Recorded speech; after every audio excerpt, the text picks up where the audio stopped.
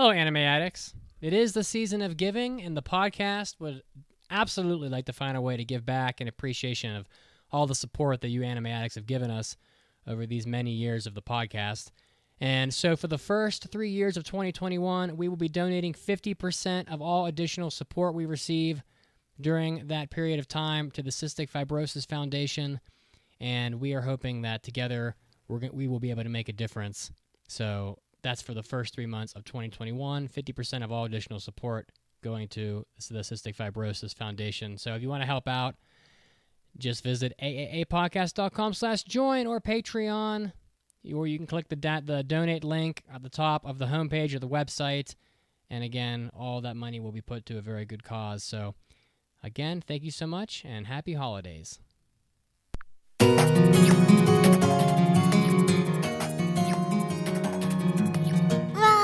来てくれてありがとう You're listening to the Anime Addicts Anonymous Podcast. Take your anime addiction to the next level at aaapodcast.com/join. And now, here are your anime addicts.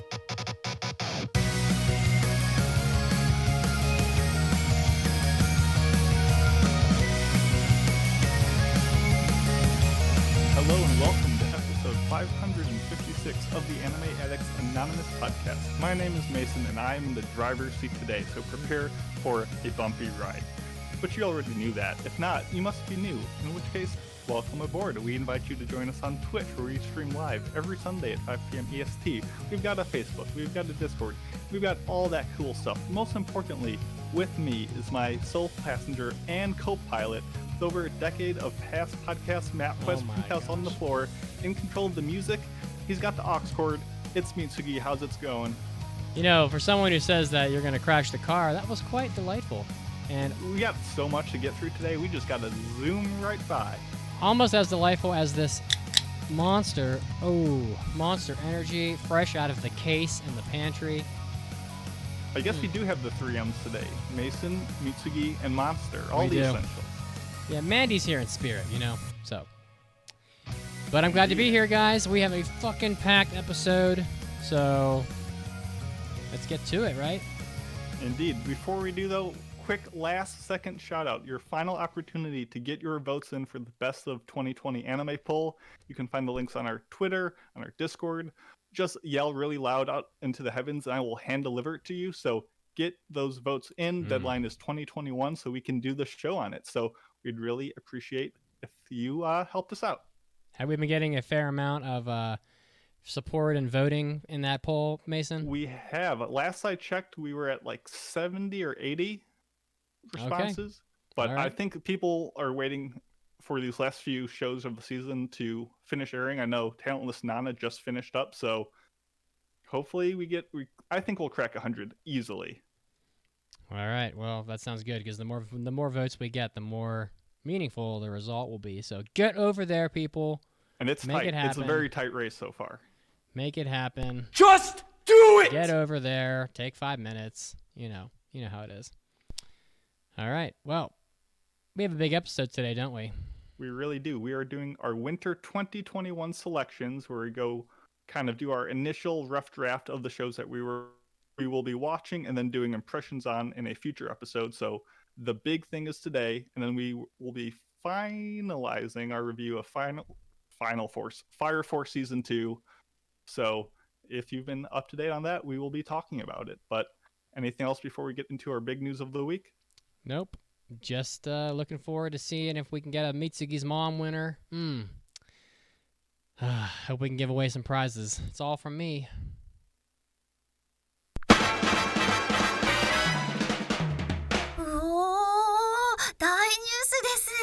It's time for big news of the week. All right. Well, it's always about food here when it's Mason and me especially. So, Shakey's Pizza, which is pretty much, to my knowledge, the only place in Japan that I've been that you can get pizza at a reasonable price that's even remotely resembles Western pizza. They have like pizza buffets and stuff. You can get for $20 or whatever, you can just eat all the pizza you want, which is usually a disaster for them when foreigners come in the door because we love our pizza and we can eat a lot. So, but Shakey's Pizza has released a new pizza. I have the image on Twitch here, the Okonomiyaki pizza, which Okonomiyaki is like basically already a pizza, sort of, because it's got like the Got crepey. layers. Yeah, it's like the crepey, pancakey type, breading, and then it's got like your meat, depending on what part of the country you are in Japan, that has like the meat, the cabbage, the fish flakes, whatever kinds of things they put on it. But in January, they're going to start, as part of their buffet, they're going to have this okonomiyaki pizza. It's going to have several ingredients that are traditional to the dish, including, quote, crisp cabbage. It's like such a marketing thing. Oh, it's crisp cabbage. It's not just cabbage. Tempura flakes, pickled ginger, powdered bonito flakes, seaweed. The sauce is a mixture of the sweet and yet savory okonomiyaki sauce and mayonnaise, which is pretty standard. And for the cheese, Camembert cheese is being used for, quote, extra luxurious richness, which I got to tell you, I have had Camembert cheese in Japan many times, and every single time it sucks total ass. So I absolutely have no idea why. They just don't eat cheese in Japan. Like, they just don't. Like, you might find, like, Kraft singles, and that's it. So it's really not a common food for them. And they don't eat a lot of dairy in Japan. And so it's like, they just don't, I don't know. I feel like they don't know what good cheese is. Like, we eat cheese all the fucking time. And Camembert cheese is just horrible. So, but apparently it's going to be on this pizza. I absolutely would not eat this pizza because of the Camembert cheese. Mason, would you eat this pizza? Does it look good? I mean, I'm already a little hesitant because it'd be like as part of a buffet item, and I feel like tempura flakes and cabbage and all that seaweed stuff like is very good fresh, but if it's like sitting out for any period of time, like all of that like crispy flakiness is going to just disintegrate under the heat lamp. So I would try it if it's hot off the press, sure, because I'm a raccoon boy that will eat trash for no reason. But besides that, skeptical. So the chat is wondering if buffets will go extinct in Japan. I mean, I highly doubt it. Japan is pretty. I mean, they're much more rare than they are in the U.S. Well, that's for sure. But especially in like Japan, they're much more slow to change, and so if they do, they tend to like lag 10 years behind the U.S. Like, they just look at what we do, and then 10 years later they'll mimic us when they see how things panned out. So if we banned buffets in the U.S. because of COVID, then 10 years later Japan will probably do the same thing. So get your Shakey's Pizza while you can. That's pretty much it. Get that tabe hodai. That's the word you need to know. Yeah, so tabe hodai, all you can eat, people. And yeah. I prefer when it's like shabu shabu. But speaking of preferences, do you prefer Osaka style okonomiyaki or Hiroshima style okonomiyaki? I like Hiroshima style the best. That's the right answer. That's the right answer. Yeah. So you pass. Yeah, I've had Osaka style as well. I like them both, but I definitely prefer Hiroshima. So there's no doubt about that. Nice. That's about it. My big news is pretty brief. I'll just fly through it. There's a ton of new smartphone game news that dropped this like past week.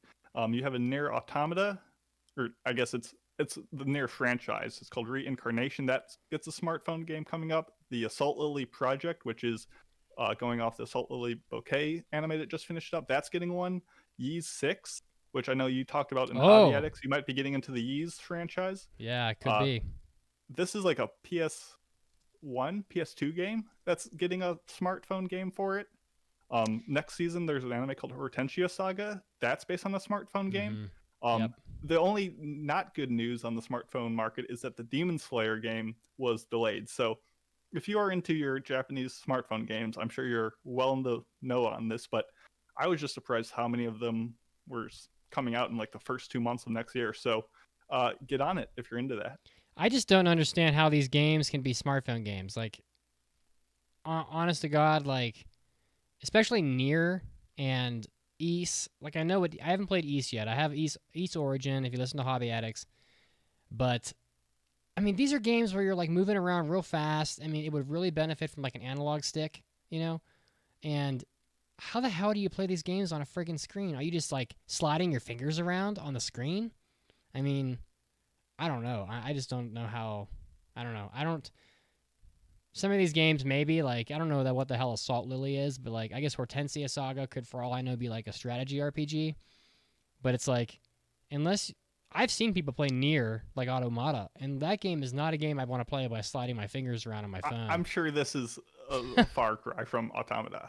So my bad for saying that, but this is well, within the franchise, I should say. Okay, well, you know, and even, like, Ys is like a Brave Fencer Musashi type action RPG. So I don't know. I've never been one for smartphone games unless they're like turn-based or real slow moving, so that you can, I don't know. Maybe people are like getting peripherals for their phones or something. Are you interested in any of these? Like, would you buy any of these?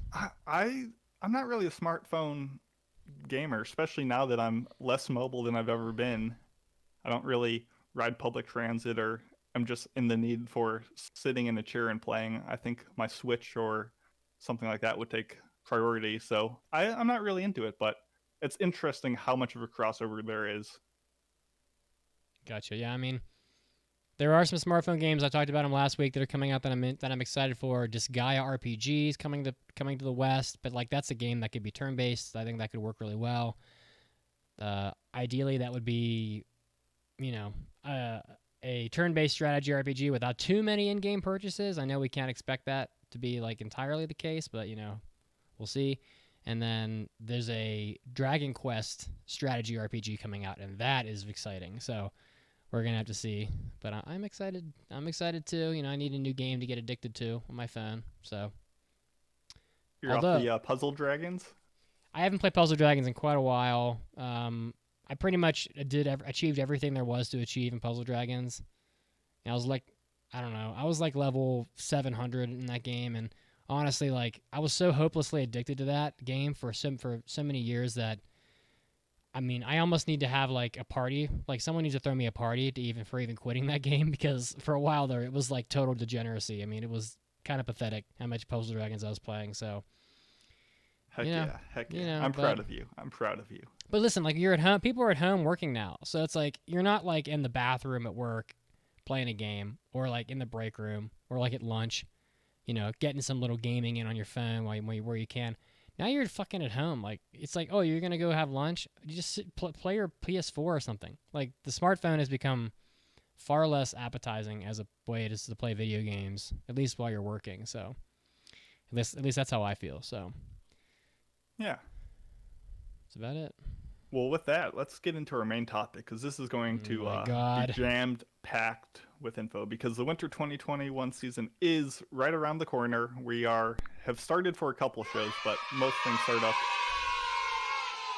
in about 2 weeks. So we each selected a ton of shows. We did our roulette. We've done our picks, and now we're going to go through the 7 shows that each of us will be watching during our impression season that will begin in 3 weeks or so, something like that. Yeah, pretty soon. I haven't really worked it out yet, but it'll be here before you know it. So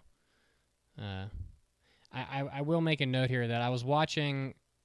We each have like 7 of these, right? So I was watching these trailers yesterday with my girlfriend, and because she watches anime too, but she has a very like strong opinions about, like, she'll just tell you how it is, right? So no sugarcoating it, and she's just sitting there watching these trailers and just running her mouth like a sailor while we're watching these trailers. And so I was like, this is fucking hilarious. So I literally pulled my iPhone out, and I'm like holding the iPhone up to her while I watch these, and some of the reactions to these trailers was just too priceless. So I actually chopped about 15 seconds of audio for each of my trailers, and so I'm gonna play these for you. It runs about a minute of total audio across the 7 trailers, but it'll just give you a very truck driver like perspective on these anime from her perspective. If you guys like it, we'll keep doing it, but just something new and interesting. So, do you want to start, Mason, or? Sure, I can start. So the show that was my essentially 10th pick was originally called Oredake Haru Kakushi Dungeon, and it was some ecchi dungeon show that the second I saw what it actually was like, I immediately canceled it and went to my next pick because I just didn't want to mess around with it. But my first pick is Alice in Deadly School. And essentially it tells the story of Yu and Nobu, who are practicing a comedy routine on the roof of their school, and all of a sudden their school erupts with these like non-human entities, and they start eating and biting people. And it said if you get bitten by one, you turn into one of these creatures, and essentially it's all this chaos ensues, and Yu and Nobu, and I'm guessing some other of their friends or acquaintances, have to survive this horror school experience. So it's done. Ooh, I like horror. Yeah, who knows what it will be like. It's done by Hood's Entertainment, which did Drifters. They did the Horimiya OVA, and they've done a bunch of ecchi. And this is based off a 1-volume manga. And they're not quite moe girls, but they're definitely like in the idol show genre. So I think we'll get that crossover with the horrific, gruesome stuff. I have no idea what we're getting. It might be a cluster because this is kind of being released with another show from the season called Gekidol, which is like a mixed media venture project called Gekidol Project, where like maybe the disaster of Alice takes place 5 years later in Gekidol. I have no idea what's going on, but 2 shows are coming out, done by the same studio, under the same umbrella, and I just am curious to see what's going to come of it. So Alice in Deadly School, who knows? Well, I'm always kind of skeptical about horror anime, or at least anime with horror elements, because they usually, I don't know, in my opinion, they don't end up being very good, but we'll hope for the best, because I really want it to be good. I really want a good horror show. So, although they need to time these better, like you should have put this out well, maybe they couldn't, but 3 months ago during Halloween would have been better. But anyway, is that all you got, Mason? That's all I got for that one. All right, so I slipped in this game. Mason mentioned it earlier, or this anime. Mason mentioned it earlier in the podcast. Hortensia Saga is the first anime that I selected here. I got to be honest, like I watched the trailer, and the trailer looks dope as fuck. Honestly, like it looks so fucking good. It just smacks of Arslan Senki. There's like all these great looking characters. There's people in like sick ass armor. There's swords and friggin' knights, and there's like large scale battles. Like there's dragons in this trailer. There's like shots of them fighting in like the open field, like on top of the castle walls, like in front of the castle walls. Like this trailer is hype as shit. So very excited for Hortensia Saga. The synopsis is a medieval fantasy of war and chaos. 3 years ago, the king was betrayed and murdered by one of his dukes, who then rebuilt the kingdom into his own. But now the original heir to the throne has secretly come of age, hiding in the guise of a man. She and her loyal band begin the quest to save her homeland. So it definitely smacks of Arslan Senki in more than one way, because it's kind of, let's retake the kingdom, blah blah blah. But man, it looks awesome. Linden Films is doing the animation, who also did Arslan Senki. It's based on an iOS game, which is only in Japan. The director is Yasuto Nishikata of Killing Bites. And as I said, I already thought the trailer looked awesome. So there's a pretty good trailer online. You can watch it. It's about 3 minutes long. And here's what my girlfriend had to say. Oh, he looks like that one fucker from that one game that has a sword, and you can play him in Smash Bros. Marth? Yeah! I like him. Oh, the girl's cool too. Looks like the dopest shit. I want to play this game if it's a game. Yeah, it is a game, but we're never going to get to play it. So, Hortensia Saga, pretty great looking trailer, so check that out if you like fantasy stuff. Get that smartphone game. Yeah, I guess if you could play a Japanese game here. I'll take the first one here of Mandy's, and we can just rotate. I haven't really looked into these games a lot, but Mandy did write a lot of notes, so holy shit, this is the title, though. Tatoeba Last Dungeon Mai no Mura no Shonen ga Jouban no Machi de Kurasu yo na monogatari. So that's how you know it's a light novel. It's like, for example, the last dungeon that's behind the village, the young boy's village, something or other. I don't, something of the tale. Suppose a kid from the last dungeon boonies moved to a starter town. I guess I'm like being literal with the translation, but it's right below it. Thank you. Light novel adaptation, has a manga as well. Linden Films also, 2 in a row here for Linden Films. It'll be streaming on Funimation. The synopsis: Lloyd is a novice adventurer whose dream is to discover, quote, true strength in the capital he's always admired. Despite growing up with neighbors who always considered him weak, the story starts with him departing from his homeland, which just so happens to be located right next to, wait for it, one of the most dangerous dungeons in the world. Lloyd may think of himself as powerless, but when he goes to the city that serves as a starter dungeon for adventurers, the difference between him and everyone else couldn't be starker. So Mandy says the first volume of the manga was given to her in the Anime News Network contest, and she's been saving it for a future Manga Minute, and she unfortunately hasn't read it yet. The synopsis doesn't really sound like anything new or groundbreaking, but the trailer does feel lighthearted and comedic, and the character art is adorable, and some of the backgrounds look fantastic.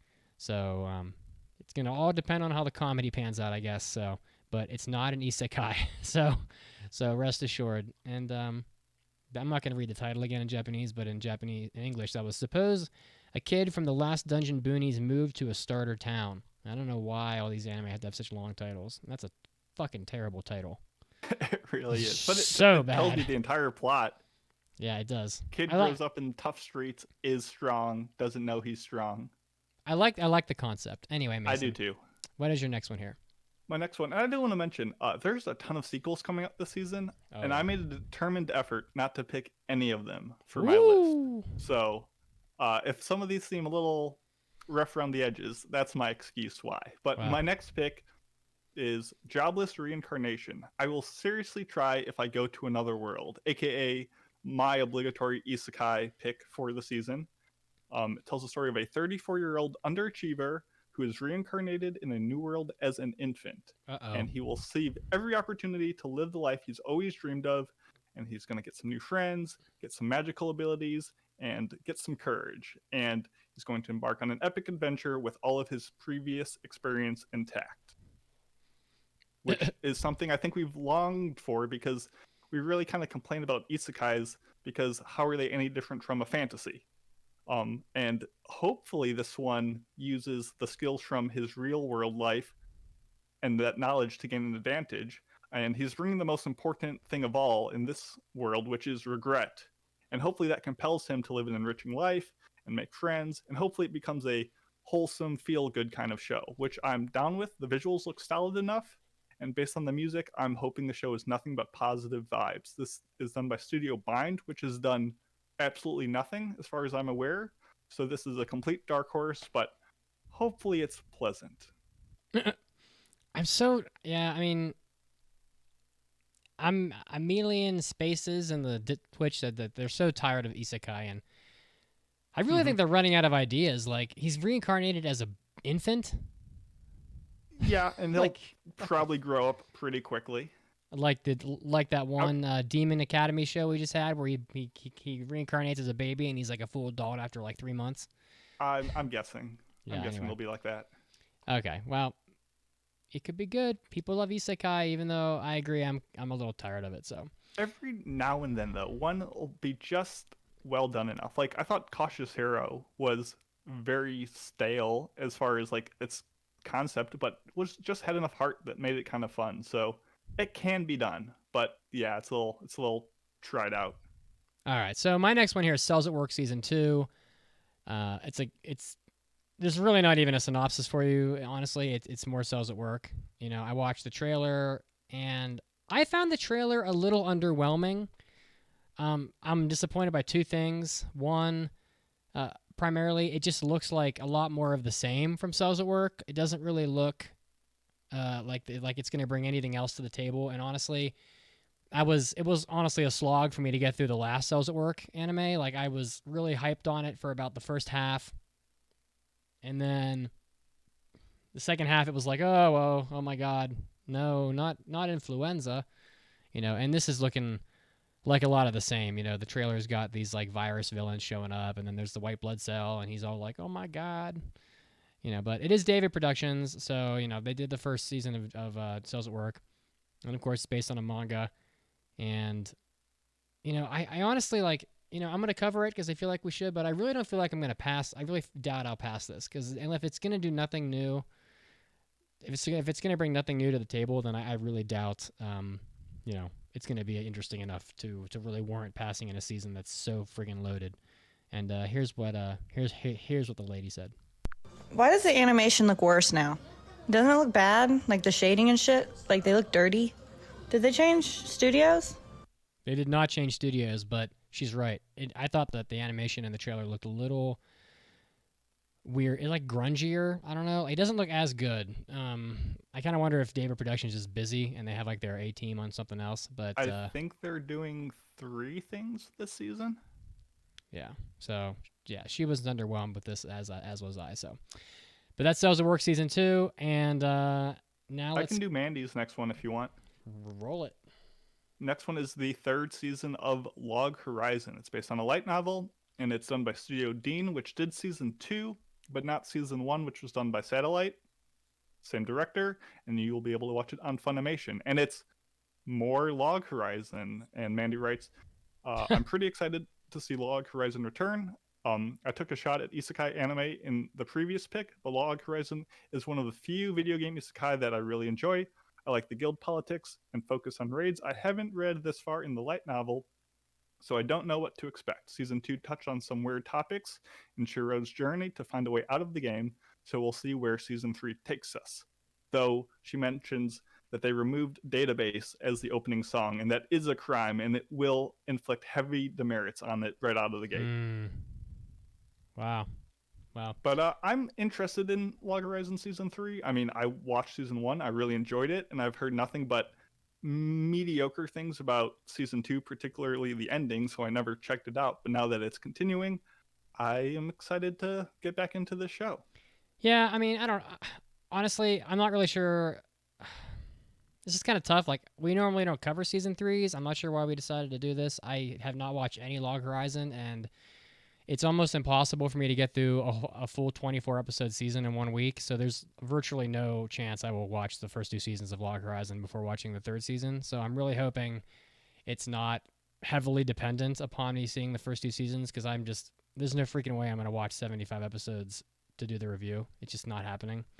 Yeah, I think we kind of invoked the Chihaya rule, where it's been so long since previous seasons and the podcast really hasn't covered it that who knows? So we'll see how it goes. It's fine. I want people to know, like, in full transparency, that it will. It's not really for lack of want. It will literally be impossible for me to watch it all. But hey, I'll watch it, and if it's great, maybe I'll work backwards from there, and we'll see how far I get. So, Mason, sounds good. You're up, brother. My next pick and 3rd on this list is 243 Seiin High School Boys Volleyball Team. Oh God. Yeah. What? IQ the knockoff. Are they encroaching? Maybe, perhaps. We'll get there. Get the fuck out of here with that. Tells the school of high school student Hajima, who moves back to his hometown after causing trouble in Tokyo. There he is reunited with his childhood friend Kuroba, who possesses outstanding physical abilities but is vulnerable under pressure. Hajima, with his overwhelming passion for volleyball, forms a combination with Kuroba, and they play volleyball for their high school team, I'm guessing. That's how sports anime works. It's done by David Production, ding ding ding, who has been very busy as of late. The last sports anime they did, though, was the 2018 remake of Captain Tsubasa. This show is coming out because Haikyuu isn't coming out next season, so this will have to do. And really, of all the sports shows coming out this season, this is the only quote-unquote team sports show, because we have skateboarding, we have figure skating, we have horse racing, cough cough. So this is the only one that has those team dynamics. So looking at the trailer and comparing the characters to Haikyuu, it's very funny. The genius setter on the team looks just like Suki. The captains look exactly the same personality. But it's volleyball, and I like sports shows, and hopefully this is competent and sufficient enough and kind of does enough different from Haikyuu to set it apart. So it'll kind of always be compared to that in my mind. So let's see how it does. Maybe maybe they're thinking, well, if we can even capture 10% of the audience of Haikyuu, this will be a success. So, and they wouldn't be wrong. So we'll find out. This next one is I'm really excited for this one. I didn't think I would be, but the trailer was even better than I thought. Skate the Infinity with the really obnoxious SK like infinity sign, which is sideways, which is just the most obnoxious thing you've ever seen. Because it literally 8 skate. I get it. It means literally 8 and infinity because they put it sideways. It's like ugh. But so the synopsis: Reki, a high school sophomore and skater, is addicted to drugs. No, S. Addicted to S, a highly secret and dangerous downhill skateboarding race that takes place in an abandoned mine. The skaters are especially wild about the, quote, beefs or heated battles that erupt in the races. Reki takes Langa, a transfer student returning to Japan after studying abroad, to the mine where the races are held. And Langa has no skateboarding experience but finds himself pulled into the world of S. So it's a Studio Bones anime, My Hero Academia, Fullmetal Alchemist Brotherhood, lots of good stuff. It's an original anime directed by Hiroko Utsumi of Free and Banana Fish, and it's a toss-up between this and Hortensia Saga, but I thought that one of those two had the best trailer of the 7 that I've got. Like, this trailer looked awesome. The characters in it look super appealing. It just has it honestly has that it factor to it. Like, just watching them kind of rip around these corners on their skateboards, like, I never thought this would be as cool as it looks. And, it almost gives me like an Initial D vibe, all these people on the sides going crazy while these racers are putting their lives on the line for something that's honestly kind of dumb. But man, the trailer looks super awesome. The animation looks really good. Studio Bones, they're going to crush it. And wow, I actually think this is going to be the sleeper hit of the season. I thought that a while ago, and I still think it has that it factor to it. So I'm really hoping it doesn't let me down, and we'll figure it out. And here's what the lady said. Oh, is it going to be pretty boys skating? If this is free on skateboards, I'm fucking in. You will pass this and we will watch it. I fucking hate the title though. That's some dumb shit right there. She's right. That is some dumb shit, but wow, it looks it's like, remember those games, like the old X Games video games where you could kick people off their bicycles while you were racing them. Oh, and yeah. And this is SSX3 punching people off their snowboards. Yeah, this is like that, man. You're just gonna someone's just gonna throw a haymaker at someone while they're trying to skateboard and just knock him into a wall. I mean, it could be really good. So that's Skate the Infinity, and I'm Have pretty you excited. seen the show Air Gear before? No, I haven't. Chat was blowing up. They're saying, "Oh my goodness, the show is just Air Gear." All right. Well, the next one here is Cells at Work Black. This is one of Mandy's, and obviously it's Cells at Work, but dark, I guess. So it's a manga adaptation, but it's not the same as the one. It's not the same author as Cells of Work, but it's different. Another Linden Films. What the hell? Another Linden Films anime this season. Again, it's on Funimation.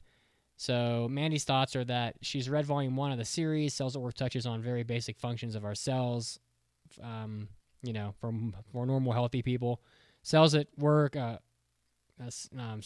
Code Black takes the human body, of a person who does not take very good care of themselves. Touches on things like what happens to your cells when you're drunk, what happens when you are constantly smoking. The blood cells are trying to navigate through cholesterol. Some of them, it's just I guess the manga had a lot of violence in it, so we'll see how the anime adaptation turns out. I am not very interested in this. I don't know. I feel like it's gonna play as a PSA for taking care of your body, and it's just I don't really care. So it Cells at Work Dare Edition. I mean, look, people, just drink water, drink lots of water, and exercise a few times a week. That goes an awful long way. So, I don't know. Cells at Work, another Cells at Work anime. So I really don't. Honestly, maybe this will pass. Maybe it'll be great, but I can't imagine it being even as good as the second season of normal Cells at Work, personally. So, but we'll find out. Yeah, I was about to ask which of the two do you think would be better. But well, got your answer right there. I think it's probably going to look not very great because these other two anime are also by Linden Films, and they're going to be stretched thin, and Linden Films. And Linden Films and David Productions usually really good. So But for that reason alone, I just don't think it'll be, whatever. Anyway, what you got next, Mason? Number 4 pick is Kimono Jihen, or Monster Incidents. This is a super neat looking manga that I've mentioned before. I don't know if Mandy has done a manga minute on it, but my number 4 pick last season was Jujutsu Kaisen, so I'm hoping that my number 4 jump adjacent pick this season ends up being just as solid. It takes place in this rural area, in this remote mountain village, where a series of animal bodies are rotting away after a single night. And Inugami, a detective from Tokyo, is sent out there. He specializes in the occult, and he investigates, and he befriends a strange boy who works in the field every night instead of going to school. This child is kind of shunned by his peers. He's nicknamed after a yokai that lives in the mud, and they kind of uncover the truth behind the killings and kind of the supernatural forces at work. And this little boy might not quite be human. It's a shonen adjacent show. They're superpowers. It's done by Studio Ajiado, who recently did Ascendance of a Bookworm and Kakushigoto. The PV doesn't seem to capture the manga's look quite right, and I've got a lot of hope when these characters are out in the wilderness, kind of doing their real investigations, but I have concern that it might become a little too generic when it becomes a generic shonen power fulfillment battle kind of thing. So I think a lot of the show I will like, but a lot of it might be kind of standard and par for the course, so we will see how much actually gets in the show and spices it up a bit. So that's Kimono Jihen, and here's to hoping it's pretty solid. All right. Well, we're getting up here towards the better shows here, supposedly. The my next pick is Kumo desu ga Nanika, which what is the translation here? Like, so what if I'm a spider or something along those lines. And this one it's a little out there. It's an isekai show, I do believe, where the world where the hero and the demon continue to oppose each other. The grand magic from the hero and the Demon King cross over worlds and exploded into the classroom of a certain high school, and the students who died in the explosion are reincarnated into the different world, and the protagonist, who has the lowest reputation in the class, gets reincarnated into a spider, and nonetheless, she quickly adapts to the present condition with strong willpower, and it's the story of she who has become a spider trying whatever she can to live. That's the synopsis from my anime list. So the studio is Millie Pensy, which has not have a great reputation because they did Berserk, the new Berserk, the one that looks terrible, and Copcraft, which we all hated, but nonetheless they are doing this one. It's based on a light novel. However, the director is very well known. Shin Itagaki has done a lot of directing. Unfortunately, the new Berserk as well. Unfortunately, again, Basquatch, like the robot basketball anime from like 6 years ago. Copcraft and Bento. So despite doing a lot of work, some of these shows really are kind of questionable, I think, personally. But nonetheless, I feel like the trailer had some promise to it. Like, I don't. It does look like it might be CG, to be honest, based on the trailer. But it has like a lot of action in the trailer, and this is either going to be a show that like no one cares about because it looks like it's CG, or it's going to be like this show that everybody wants to watch because it's like different and it's an isekai. I really don't know which direction it's going to go. We'll have to see. The trailer just has like a lot of animals and monsters like fighting each other, including this little spider. So we'll have to see. But it was definitely an action-packed trailer, despite at times looking pretty janky with the CG. So, we'll have to see. It's at least different. And here is what the lady had to say. If it wasn't so CG and hideous, this might be fun, because the little spider's kind of cute. We're going to watch an emotional show about a fucking spider? Are you joking? There's like a lot of the spider crying and stuff in the trailer. And I'm like, I didn't know spiders cried, but apparently this one does. So, all right. So, speaking of shows that people want to see, Mandy's next pick is Promised Neverland Season 2. This is done by Studio Cloverworks, who has both been killing it lately and are also super busy this season. This is based on a manga, same staff as Season 1, and you'll be able to watch it on Funimation and Hulu. And Mandy's thoughts were she really doesn't know what to expect. She wants to continue the manga, but hasn't read past where Season 1 ended. She knows there's eventually a time skip, so she's excited for it. The first season kind of ended with the kids in a different place, and she's very curious to see what the rest of the world looks like. The trailers don't show us anything new. We see a lot of clips from season one, and I'm sure that's for the best because Promised Neverland is best, digested with by going in completely blind and not knowing what you're getting in for. So I think they're kind of hiding their hand a bit and just building hype slowly. So yeah, it's more of the Promised Neverland. If you haven't checked out season one, probably should. If you liked it, you already know that season two will probably be about as good. So I'm also excited as well. Yeah, and this is the second most anticipated show supposedly of the season. So the first being Attack on Titan. We're not going to cover it because it's like season 5 or whatever, or 4. But this is. I think everybody's looking to see like what comes next. And honestly, I'm gonna be honest. Like, I just hope most of these little kids just get eaten flat out, like right away. Because I mean, that would be the most realistic thing to happen in their situation. Like, they're not all gonna live. Half of them are like babies. The half of them should just become food like immediately. But we'll see. As long as Phil survives, that's all that matters. All right, we'll have to see. He might be tasty. What you got next? My Mason? number 3 pick is bottom tier character Tomozaki, and Tomozaki is apparently one of the best gamers in Japan.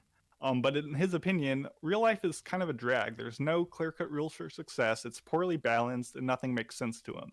But he meets a fellow gamer who is just as good as him, and she offers to teach him a few things about the real world. So I'm guessing this is like a buddy romance gamer comedy thing. It's done by Project Number 9, who they've done quite a few works, but I've never seen any of it. They did Super H Eros recently, and their best rated one is Didn't I Say to Make My Abilities Average in the Next Life? So they're a bunch of like light novel adaptations that I just don't appeal to me. But based on the original write-up of this, I thought it was going to be kind of like a high school version of Wotakoi in it, where two gamers are kind of brought together by their shared passion and enjoyment of gaming. After looking at the synopsis and the PV a bit more, though, it looks like we are going to get like a socially bereft MC who's slowly climbing the ladder, having a girlfriend and not being an outcast, guided by the teaching of like a hardworking or perfect classmate. So this could go either way, with the cute or charming, or kind of cringe and socially just like face palming. So I don't know if we're going to get something more like Snafu or something more like Gamers or something fresh and unique. So it felt different than a lot of the other shows that I was talking about this season, so I figured I'll give it a shot. Okay, and the next one I've got here is, honestly, I'm not really going to say much about it, and I don't have a drop from my girlfriend because we didn't even watch the trailer.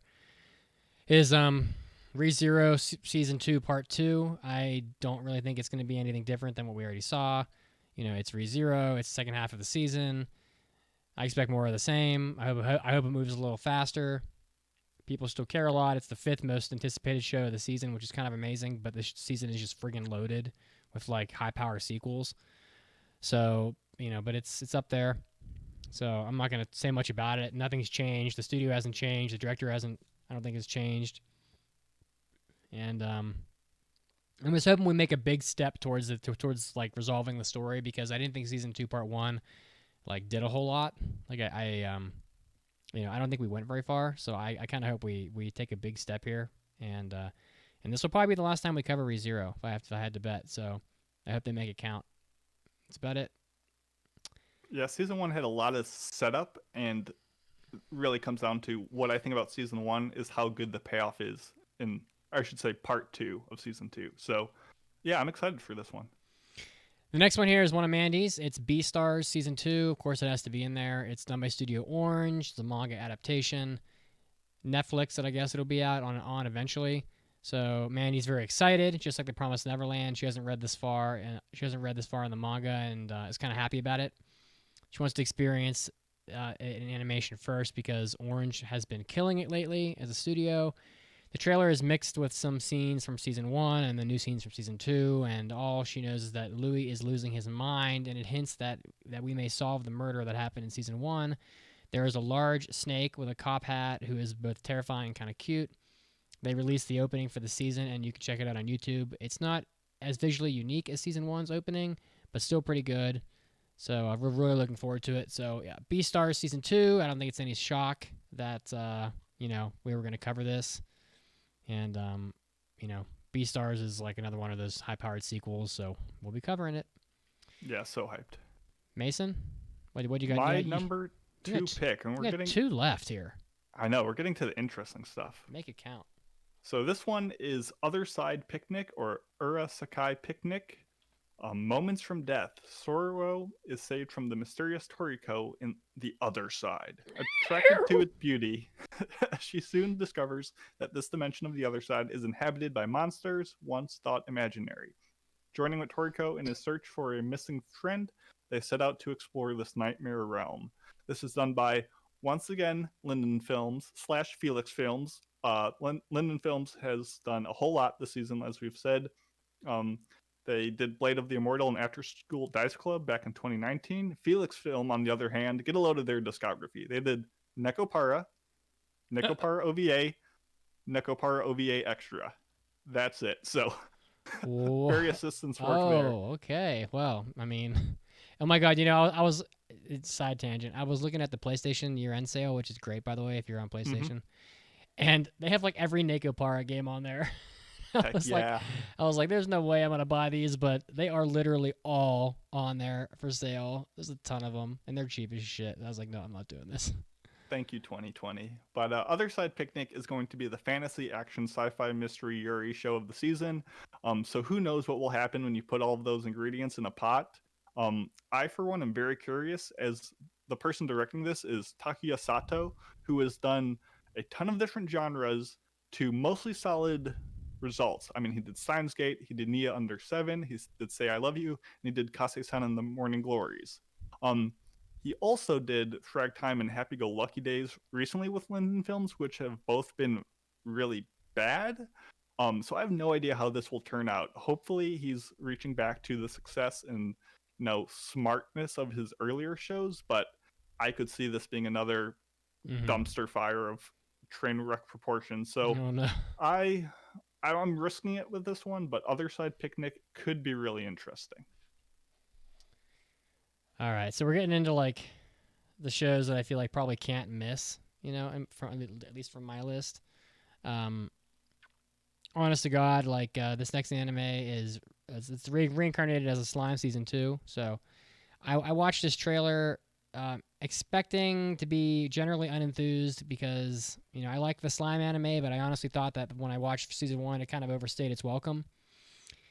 This trailer looks supremely epic. Like, I don't know. I mean, it is awesome looking. There's some like janky spots in the animation, I think, but there are just a ton of battles, cool looking characters, just entirely more of what you'd expect from this anime, and it just looks like it's going to take another huge step in the story.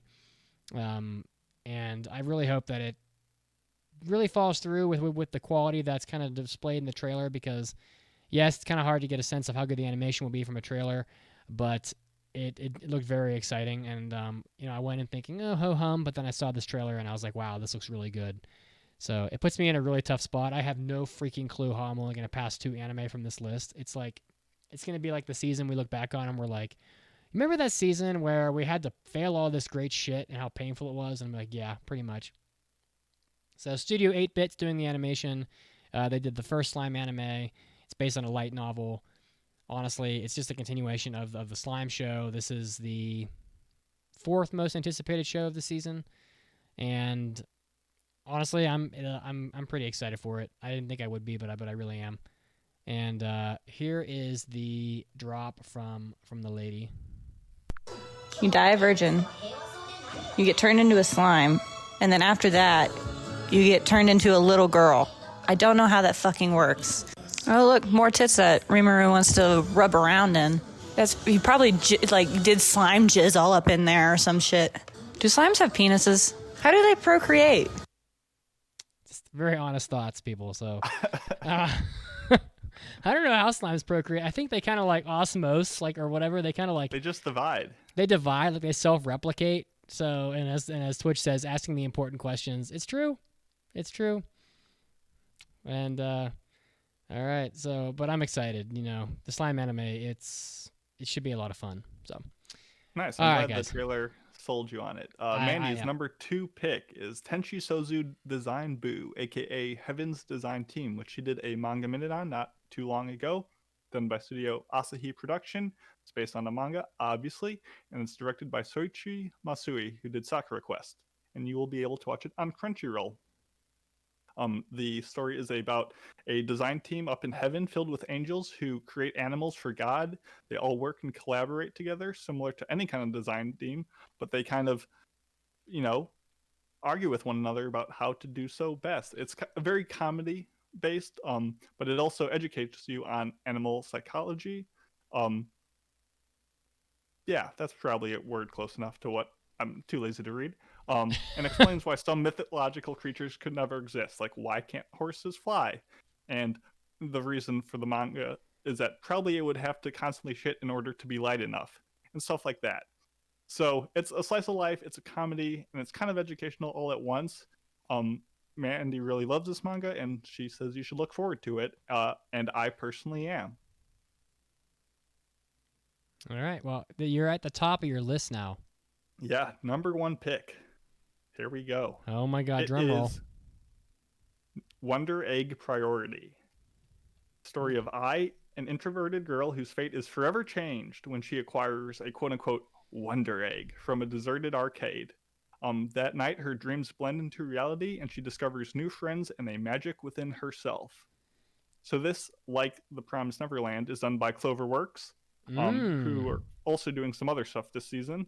Besides that, and listen, I'm nothing if not honest, and I picked this show 80% because the original promotional artwork has a close-up of Ai's face as she like joyously smiles and makes 2 peace signs, and it has this strong contrast between yellow and blue palettes across her outfit, her hair, and heterochromia eyes that just really popped for me. So the other 20% is because this is an original anime, which I always look for. The PV, it looks really darn solid. It kind of has a nebulous synopsis, so I don't know too much of what the experience of watching the show will be like. But the eggs can be edible, they can be incredible, and I hope this show is deserving of such an esteemed dish in its title. Wow. Wonder Yeah. Egg Priority. We're risking it all. You know, I really had no problem getting all these shows I wanted. Like, I was like, I'm going to have to fight over the slime anime. I'm going to have to fight over ReZero and, you know, all these. And it's like, nope, just give them to me. It's very peaceful. No hostilities, just handed them all over. And now, the moment of excitement from Mitsugi. So, I haven't, you know, I'm watching anime a long time, and, you know, as we all have, and it's not often I'm excited for a show to the point where I know the date of the first episode coming out. But Dr. Stone Season 2, the third most anticipated show of the season, according to the internet, is my top pick, of course. It's a continuation of Season 1 based on a manga. TMS Entertainment is the studio, which is the same studio. The director is the same. E. No Shinya is the director. And honestly, it's like, I love Dr. Stone Season 1. This trailer looks super awesome. It's all the characters that you want. But this is just like the, you know, they're just gonna, it's gonna be building up to the big epic fight between Senku and Tsubasa that was like building in the first season. And, you know, all the bad guys are going to assemble and they're going to fight. And like Senku has no power, but he's going to fight all these like epic fighters with like science. And there's like shots of him like throwing these like makeshift bombs and stuff in the trailer, and it's just I'm really excited for it. You know, it looks like more of the same. You know, it's about as consistent looking as I think it could be season to season. But you know, again, this is going to be like the hardest season ever to not pass more than 2 shows, because it's like if I pass Dr. Stone, then I have to fail, and I pass, like, for example, the slime anime. Then I have to fail ReZero. I have to fail Skate. I have to fail Hortensia Saga. Like, all these shows that look awesome. And it's just going to be up to you guys to, like, you know, I might have to roll the dice. Like, what if I failed Dr. Stone, even though it's my favorite, just on the assumption that you guys will pass it? So it's up to you guys maybe to rescue some of these, like, high-profile sequels, because I don't know that we're going to... we don't even have sequels in the poll, do we? So Yeah, we would. Would we? If we don't So, quick review. Each of us are going to get 2 passes or locks, and then everything else gets put into a massive listener choice poll, and then the top 3 from that will get selected. Yeah, it's just going to be really tough to like. I could have no good shows, and I might have to come over and steal some of yours, Mitch. So we'll see. All right. Well, as promised, here is the drop from the lady. If I could find it here on the board. I just want to go and like make bread with Senku and talk about chemistry. And cradle him in my arms. I'm a sweet little daikon boy. Here you go. Sweet little daikon boy. She's not wrong. He's not wrong. All right, and then we have one more show here. We are done with this insanely epic friggin' just, I mean, what the hell this season. And that is Horimiya, which is Mandy's top pick. Studio Cloverworks again. Manga adaptation. Director is Masashi Ishihama of Shinsekai Yori. Also on Funimation, which like a lot of these seem to be. Synopsis: although admired at school for her amiability and academic prowess, high school student Kyoko Hori has been hiding another side of her. With her parents often away from home due to work, she has to look after her younger brother and do the housework, leaving no chance to socialize away from school. Meanwhile, Izumi is seen as a brooding, glasses-wearing otaku. However, in reality, he is a gentle person, inept at studying. Furthermore, he has 9 piercings hidden behind his long hair and a tattoo along his back and left shoulder. By sheer chance, the two cross paths, neither looking as the other expects. The seemingly polar opposites become friends, sharing with each other a side they have never shown anyone else. It sounds like his inner circumstances to me, to be honest. Mandy's thoughts: most anticipated show of the season was one of our first manga club books. The manga for Horimiya has been ongoing since 2011. Holy shit. And earned a rather large fan base. The series received a little OVA back in 2012, but it only adapted a small portion of the manga and honestly didn't do it justice. Horimiya is a romantic comedy with a pretty average synopsis, but the series is praised by fans for having a little more maturity than most high school rom-coms. So, yeah, I mean, I guess it sounds good, you know.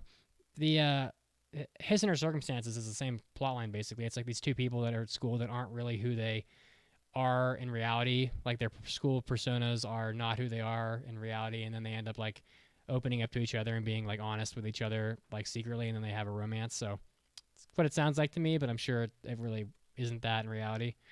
And Captain Avatar on Twitch says that Kare Kano needs a remake, and I agree. I tremendously agree. That show needs a remake. So, but yeah, we'll see. So, there's a little bit of everything in this season. Now, Mason, I want to ask you a question here. Few questions here about the season predictions. Mason, what is your best anime of the season? What do you think it'll be? Beastar Season 2. Studio Orange has been pushing so much ground in the CG department while maintaining such a cool animated like integration between them. Everything they've been doing since Hoseki no Kuni to Beastar Season 1 has been absolutely fire, and I don't expect anything less than for this to continue to be amazing. For me, I actually think it's going to be the Slime anime. I thought that the trailer looked awesome. I think people will like it just about as good as anything. I'm betting on the fact that the Attack on Titan finale is going to be a little bit of a disappointment. But now, which show are you most excited for? Because there's a big difference between the two. Of the new shows, Of new anime. Probably Heaven's Design Team, Mandy's number 2 pick. Okay.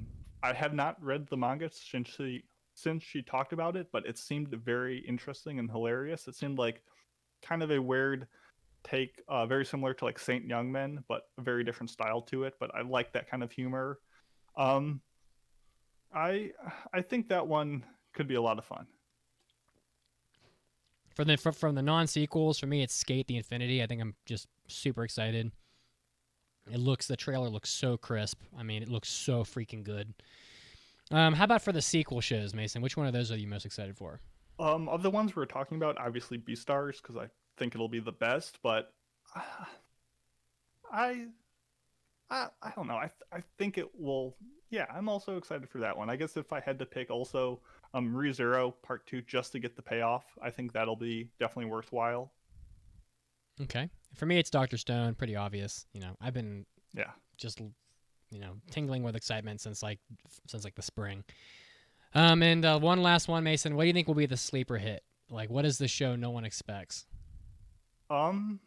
It's hard to know like what people are expecting. I guess I kind of just went by popularity. What numbers I think are low. I think bottom tier character Tomozaki might be surprisingly fun. So I'm hoping that kind of cashes in on that other side of the romance craze.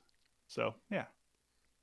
Gotcha. For me, I think it's Skate the Infinity again. I think that it's come out of nowhere, and the trailer looked very promising, so I think it's a good bet.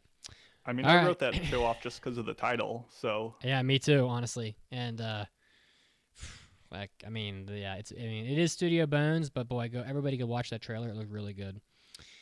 Oh, boy. Well, we had a lot to cover. we did good. We did good, though. We did good. We did. Well, thank you for sticking with us. With that, we are going to take a quick in-show trivia news break, and we will leave you with that said trivia right now. In the world of Fire Force, the brigades use a special armored fire engine to transport their members and gear. What is the code name for the fire engine of Company 8? We'll let you know in just a bit. I love the name. See ya. See you soon.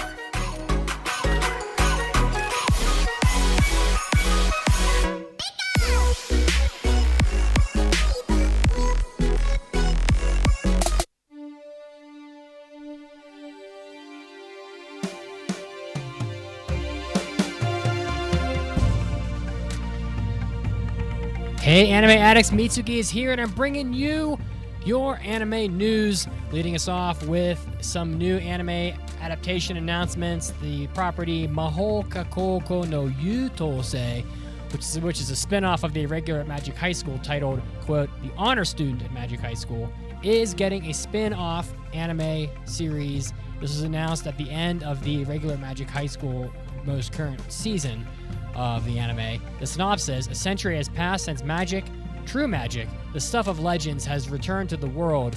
It is spring, the season of new beginnings, and a new class of students is about to begin their studies at the first National Magic University affiliated high school program nicknamed First High.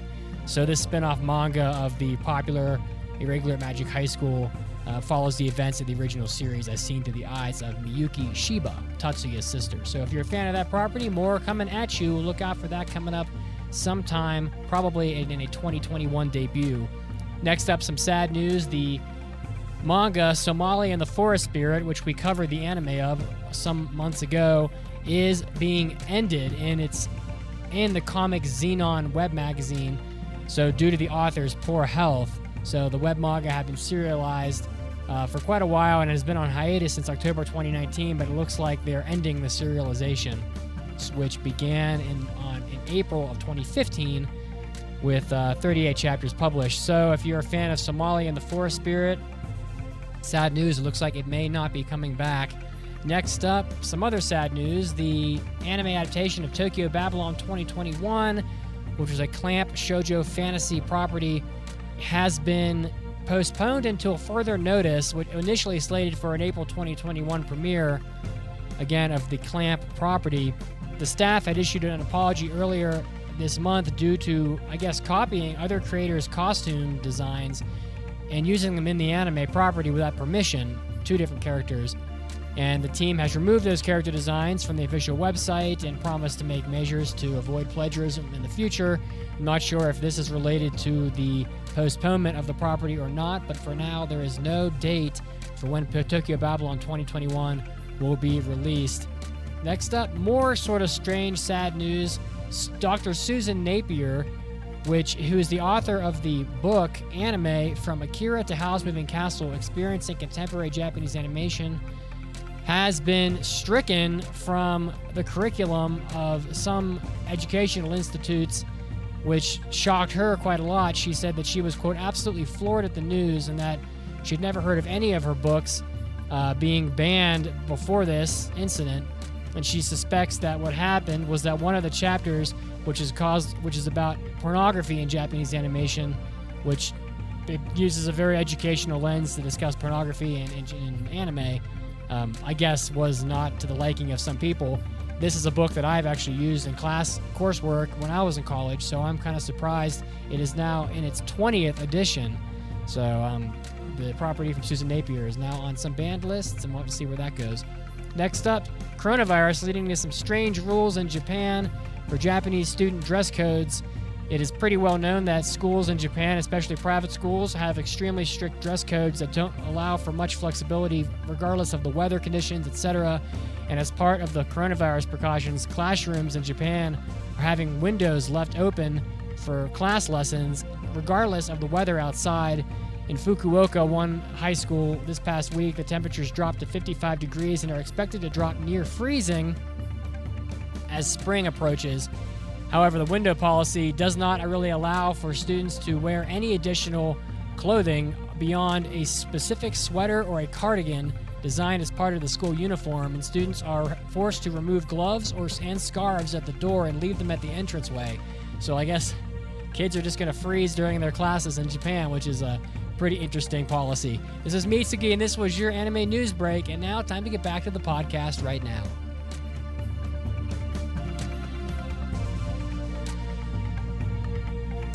Hey there, listeners! We just wanted to take a second and thank you for all of your support.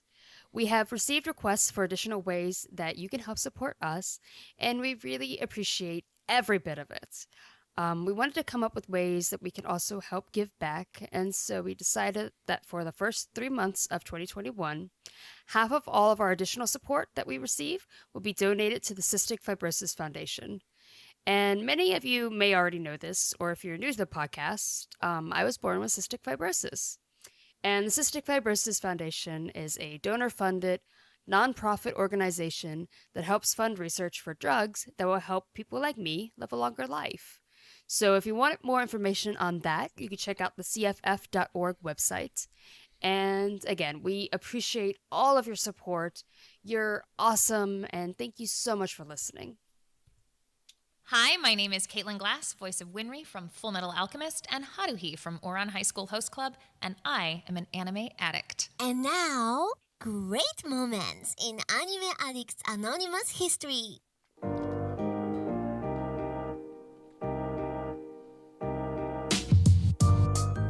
I have been watching Inuyasha. I'm getting into it. I mean, honestly, Kagome is way too fucking good. Oh yeah, for sure. Kagome is cooler and cuter than 90% of anime characters. She's fucking tough as shit too. She's tough as shit. Her outfit kind of sucks. She maybe just draw something different on Kagome once in a while, because she's running around in this fucking skirt, and they're always hiking in the woods and shit, and she's gonna get her nice legs all torn up by these fucking tree branches and briar bushes and nettle and all this crap because you didn't want to give the girl some fucking pants.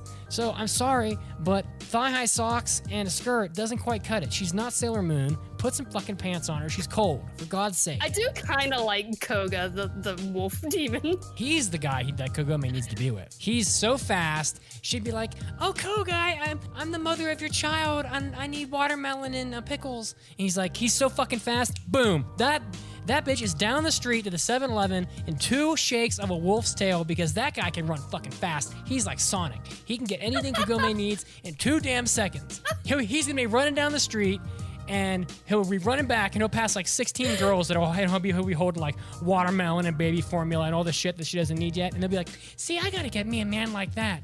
Yeah, that's right, Kagome. You need to get you some Koga. That's what I'm talking about.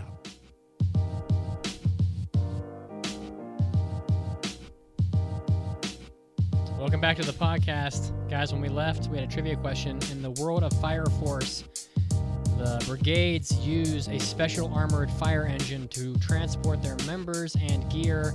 What is the code name of the fire engine of Company 8? The Zamachiboxu. The Matchbox is the name. I love that name. It's very fitting. And it's pretty badass. Badass as shit, too. Oh my god, where do I buy myself one of those? So, alright guys. Well, we do this every once in a while, hopefully more in the future, of course, but we do have prepared a game of Does Mitsugi's Mom Know? So we are going to be playing this today for you guys. I know everyone hopefully enjoys this as much as we enjoy putting it on for you. And so we are going to play a game of Does Mitsugi's Mom Know right now.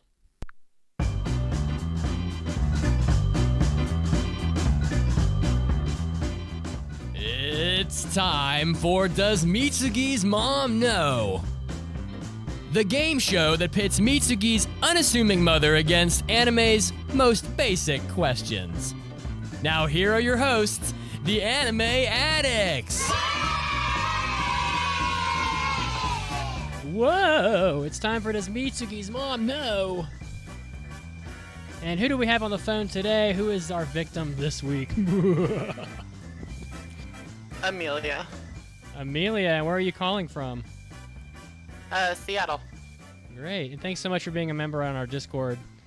So, I know that you know the rules of the game, but for the newbies at home, my mother, she knows just enough about anime to be dangerous. And, but does she know some of anime's most basic questions? I'm going to play 5 questions for you, and if you can get 3 out of 5 correct, we will arrange a prize for you off air. Pretty simple, yes or no questions. It's just a flip of the coin. So, any questions before we get started? Heard it before.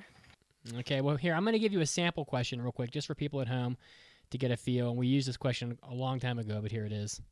What occupation is prominently featured in the anime Death Parade? It's just a sample question here to get us started. Do you feel like she would know the answer to that? No. Okay, well, let's be quick about it here. What occupation is prominently featured in the anime Death Parade? Well, an executioner, of course. Is that an occupation? Back in medieval days, it was. It's a bartender. Oh.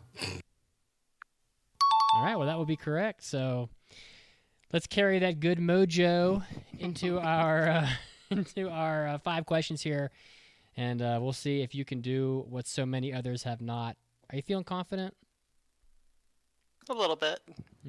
Okay, well. We need the drop of wishing her good luck. Okay, okay. Good luck, lucky player. With me, it's you never know. All right, well, here comes your first There we question, go. Amelia. I wish you luck. What creatures did the girls from My Neighbor Totoro find in their house when they first move in? Were you able to hear that question clearly? Yes, I was. All right, in that case, you're on the hook. I think she'll know this one. She'll know that the soot sprites, because Granny is not what we're looking for here. The granny creature. Although she's really old, but all right, let's see if my mom knows the answer. What creatures did the girls from My Neighbor Totoro find in their house when they first move in? They find the cute little soot bunnies. I'm gonna give that one to you. I think that's. I did confirm. Yeah, she got it. Well, yeah, I've never heard them called soot bunnies, but I guess dust bunnies. Maybe, yeah. Okay, all right, yeah, all right. Okay, where's that drop here? We're supremely happy with you. All right, you're 1 for 1. Let's keep this good feels going. Question 2, Amelia, good luck. From Dragon Ball, what is Vegeta's son's name? We all know it's Trunks. I'm gonna guess she doesn't know. She does not know enough about Dragon Ball to know that Trunks is Vegeta's son.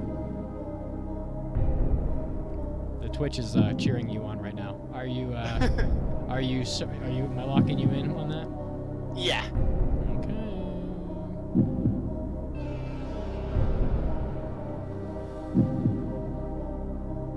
You're sure? I'm locking you in.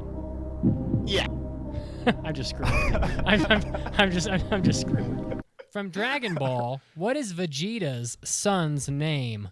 Son's name is Goku. Piccolo. I don't know. Oh my God, 2 for 2. Wow, I thought she would have gotten that. Yeah, honestly, I thought she'd get it too, but she has missed other easy Dragon Ball questions. I don't know how, but as Louis the Cat in the chat says, Vegeta probably doesn't even know his son's name, so... well, he knows how to beat his son's ass. He beats up his kid several times in Dragon Ball Z, so despite being a little kid. All right, 2 Amelia. for 2. I know. People are going That's crazy. excellent. People are going crazy in the chat. Are you ready for the third question? This could be it. Like, you could just This could be a merciless defeat. smite your mom. smite the game, in which case we'll put Mason on the hook for the rest of the questions. Are you ready for question 3? Yes, I am. What color is Vash the Stampede's cloak from the anime Trigun? If you've seen Trigun, it's pretty obvious it's red because it's everywhere in that show, but I'm gonna guess she doesn't know. she does not know that Vash's cloak is red. Okay, am I locking you in? Yep. She's so certain, just like casual about The it. confidence. I'm It's like, feeling it. It's like I'm ahead of the pitch count, and you know what? All right, are you ready? I'm locking you in. Here we go. What color is Vash the Stampede's cloak from the anime Trigun? Silver. That is not. That is not the correct answer. And oh my God, With style. so with easily finesse, beaten. With no doubt. Oh my God, did I make these questions too easy? Wow. Well, you have. I don't know if anybody's ever gone 3 for 3. People on No, I don't believe so. the children watching on Twitch, they are going crazy. Oh my God, they are losing their shit. Yeah, they're saying it's never happened. So I gotta have some like fun music. Do I have any like game show music here for you to play you out? Nope. Nope. No game show music. Well, I will reach you on the Discord after the show today to get your prize for you. Wow. Thanks so much for playing. I didn't think it'd be so easy, but you know what? I'm glad you won. We always want to have you guys win, so thanks for Thank you. playing. All right. Fantastic. Thanks so much. Thank you. Bye-bye. Bye. She just demolished that game. Just pure domination on display. All right, well, we have 2 more questions, Mason. Would you like to play? I would love to. From Cowboy Bebop, what kind of dog is Ein?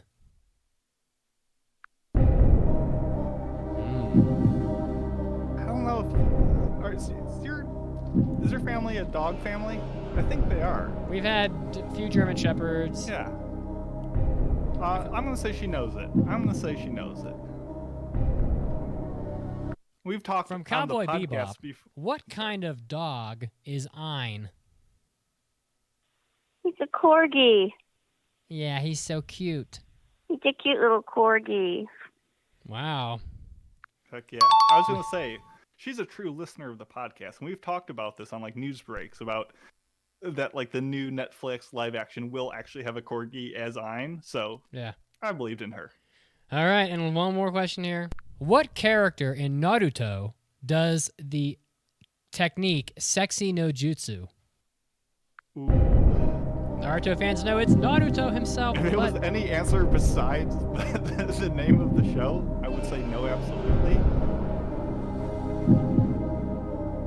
I'm gonna say she doesn't know. She's gonna try to get fancy. she's gonna like dance around it. She's gonna be smart and be like, "There's no way that the MC has the lewd power in the show," so she doesn't know it. All right, let's see if she knows it. What character in Naruto does the technique Sexy no Jutsu? Oh, Naruto. She says so nonchalantly. Just nailed that one. All right, well, She did. All right, well, I'm glad we had a winner today. Thanks again for Yes. playing. I'll have to make this game harder next time because, it's supposed to be a challenge. It's supposed to be like a gauntlet, not a massacring. Exactly. Whew. All right, well, let's get to the mailbags, guys. Again, I hope that was fun for everybody listening. It's time for an almighty anime mailbag. Anime. Mason's dancing, but I am not. Anime. Mailbag. Gotta mix things up. This mailbag comes from Max Mackin, and they write, Gleipnir was a show I knew from episode 1 was trashy trash, and yet I would love it anyway.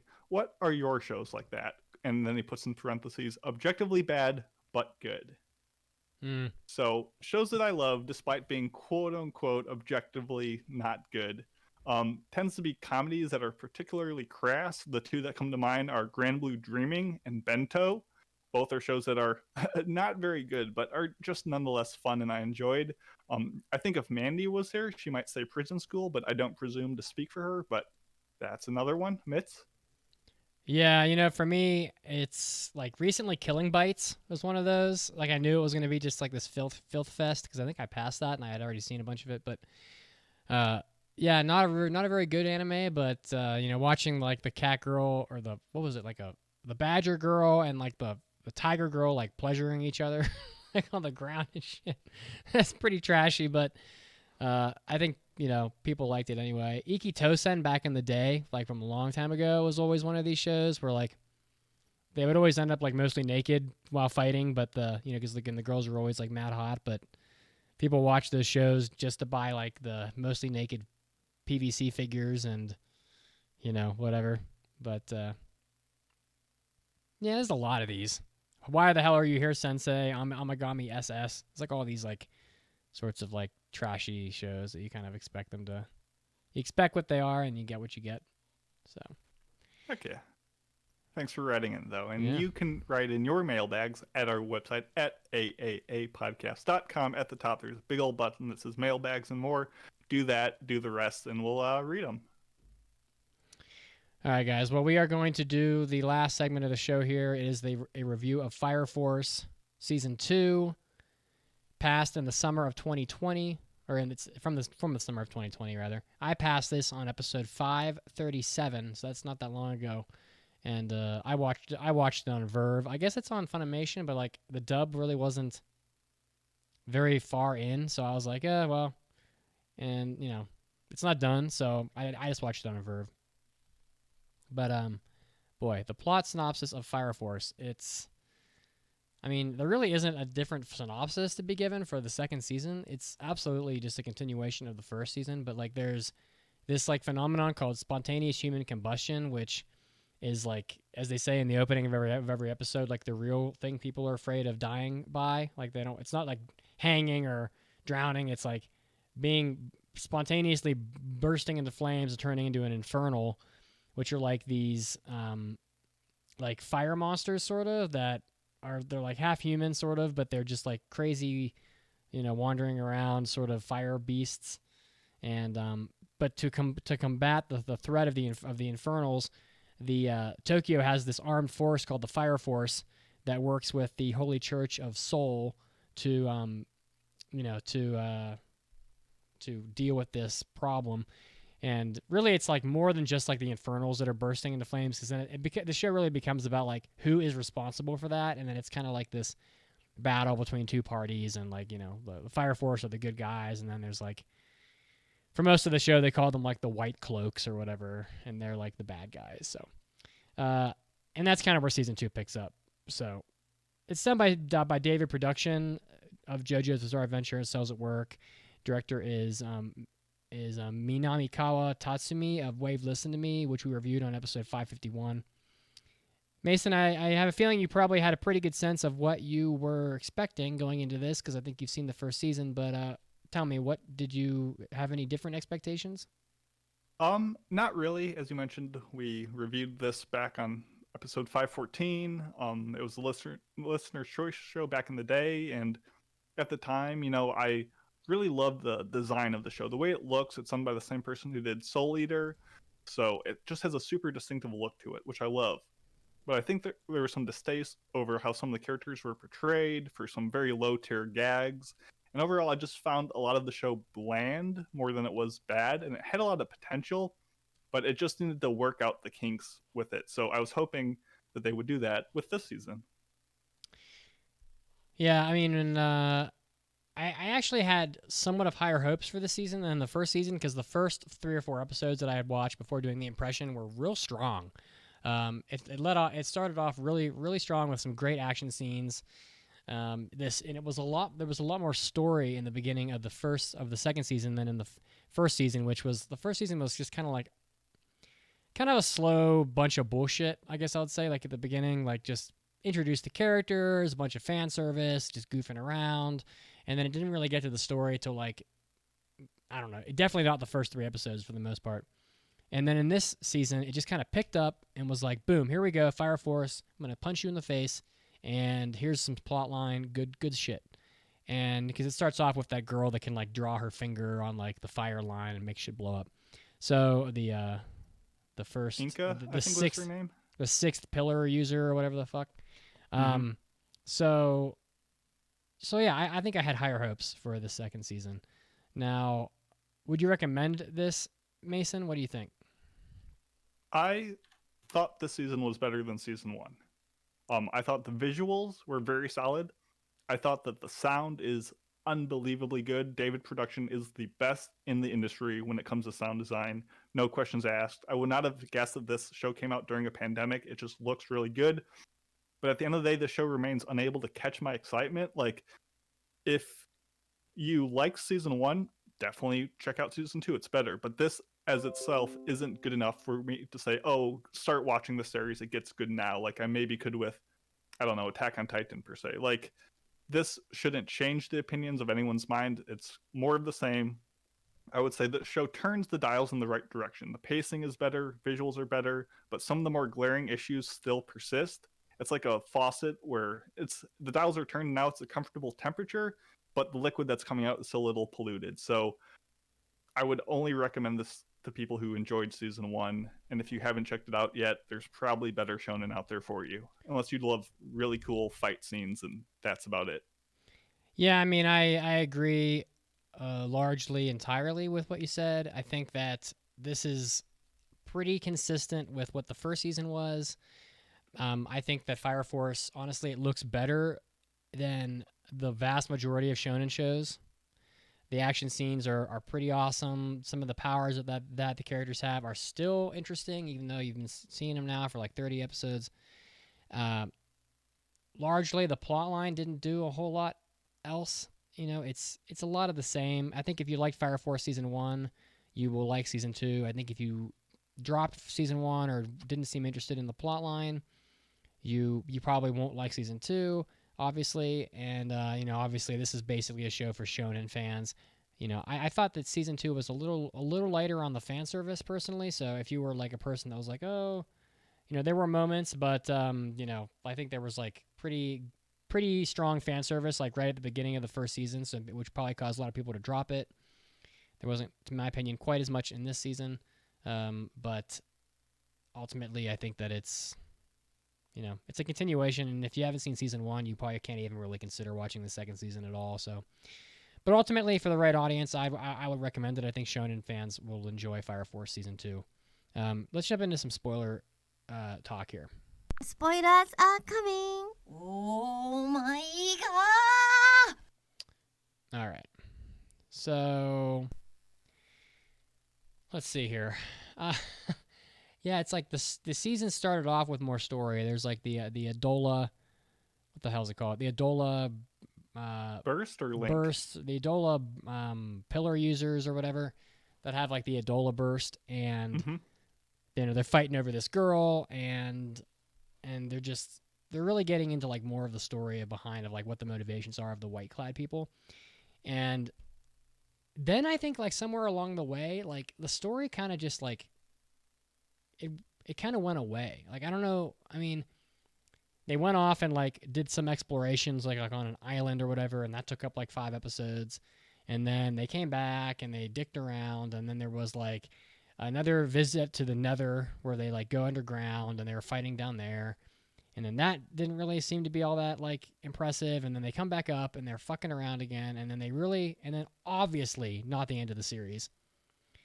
So how do you feel about the story, Mason? Like, I felt like while I passed it because I thought the story was picking up, I'll ultimately think I didn't get what I wanted. There is a lot of time between like significant plot points. Like, usually these arcs in this series take 4 to 5 episodes to learn the fact that, oh, the people who have Adola Burst are used to power the Amaterasus, or the goal of this arc of 4 or 5 episodes is the White Clads want to get the 6th pillar. And it really, when you can type up a whole summary of what happened in the show plot-wise in maybe 7 sentences, if that. So it's really how interested are you in the show on a moment to moment basis of stitching those scenes together? And a lot of those scenes are stitched together with fight scenes or the occasional exposition dump. And as someone who action scenes really don't excite me. Like when I see a chase sequence, when I see a fight, like I can appreciate some of the cool concepts at play, but it tends to grow tiring over a long enough time. And I kind of woke up every morning like, oh, I've got to watch 4 episodes today. And it just felt like a chore a lot of the time. And because there aren't a lot of juicy plot points more throughout the show, it's a lot of just, you have to go a long time between them. Yeah, and honestly, I'm watching this like late at night, and first of all, the show has like the longest fucking opening sequence ever.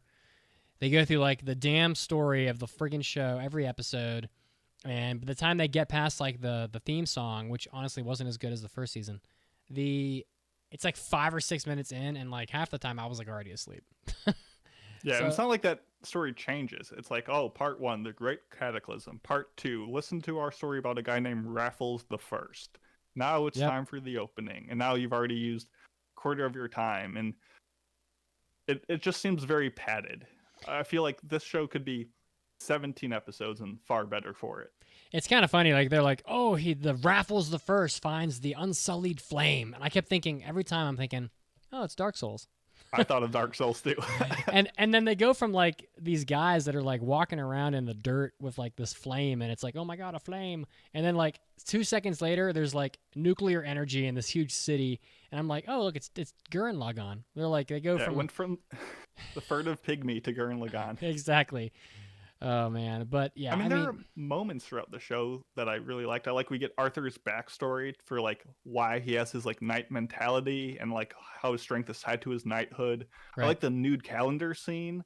The dub was really funny. With all like the jokes, they're like, we go hard and like stuff like that. Or like, I want to see Dr. Giovanni's components.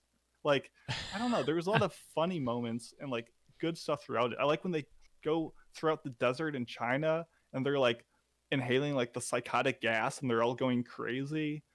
Like, I don't know, there's moments that are pretty good, but the villains were kind of fodder or kind of blatantly bad. I mean, later we meet a dude named the Reaper who beats the crap out of kids because he loves punishing the weak. And yeah, I kind of like how they change, like convert his character into one that's kind of like the right answer to this kid's mental problems. But I don't know, there's like, it was just kind of bad in a lot of the story beats, and really it was the fight scenes that kind of picked up the slack for it. Yeah, I think that the story gave way to those fight scenes, you know, and this wasn't much additional story to tell, honestly.